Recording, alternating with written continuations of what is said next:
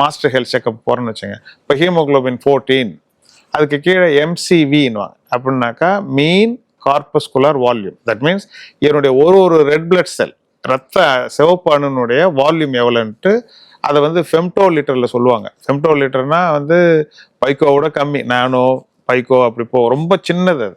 அந்த வால்யூம் வந்து உதாரணத்துக்கு வந்து ஒரு லட்டுனுடைய ஒரு சுற்றளவுன்னு சொல்லலாம். இப்போ இரும்பு வந்து கம்மியாக இருக்குன்னு வச்சுக்கோங்க, நீங்கள் லட்டு பிடிக்கிறது எப்படி பிடிப்பீங்க? சின்னதாக தான் பிடிப்பீங்க இல்லையா? அப்போ வந்து அது குறைய ஆரம்பிக்கும். அந்த ஒரு லட்டு உரைகளும் கம்மியாக போடுவீங்க, லட்டும் சின்னதாகிடும். அப்போ வந்து ஒரு டாக்டர் வந்து முதல்ல ஹீமோகுளோபின் குறைஞ்சதுன்னா அந்த MCVன்ற வேல்யூவை பார்ப்பாங்க. அது கீழே MCHன்னு ஒன்று இருக்குது. MCHனாக்கா ஒரு உரைக்குள்ளேயும் எவ்வளோ லட்டு போகுது. ஏன்னா உரை பெருசாக இருக்கும், லட்டு கம்மியாக இருக்கும். அடுத்து உரையே சின்னதாகிடும், லட்டே சின்னதாகிடும். இந்த மாதிரி இதுதான் வந்து அறிகுறி. ஏன்னா ஹீமோகுளோபின் கூட அவ்வளோ குறைஞ்சிருக்காது.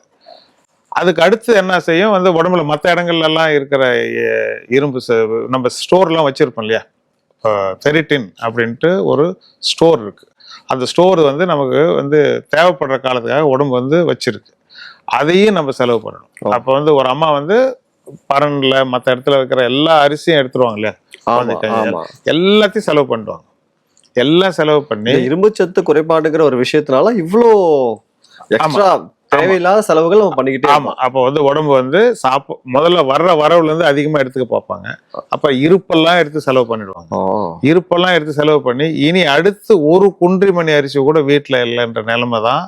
ஹீமோகுளோபின் வந்து ஒரு பெண்ணுக்கு 12 கிராமுக்கு கீழே இருக்குன்னா அந்த பெண்மணி உடம்புல ஒரு குன்றிமணி இரும்பு கூட இல்லைன்னு தான்.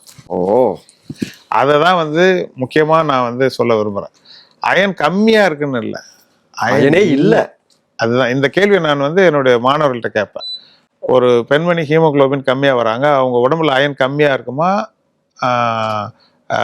எப்படி இருக்குன்னு கேட்டால் கம்மியாக இருக்குன்னு தான் சொல்லுவாங்க. அது தப்பான பதில். அயன் இல்லை. அப்போ அடுத்த நாள் கொஞ்சமா கீரை சாப்பிட்றாங்க, சாப்பிட்றாங்களா, அன்னைக்கு வர்றதை வச்சு அன்னைக்கு அன்றாடம் காய்ச்சின்றாங்களே, இதான். நீங்க யோசிச்சு பாருங்க, உடம்பு எந்த நிலைமைக்கு நம்ம தள்ளுறான். ரொம்ப கொடுமையான நாளைக்கு நாளான்னைக்கு அவங்க என்ன சாப்பிட போறாங்கன்ட்டு அந்த இரும்பு சத்து உருவாக்குற வருமானம் காத்துட்டு இருக்கிற போன் மேரோ தான் ஒரு அனிமியா உள்ள ஒவ்வொருத்தவங்களுக்கும். அப்ப எவ்வளவு ஒரு அவலமான நிலைமை பாருங்க. கண்டிப்பா.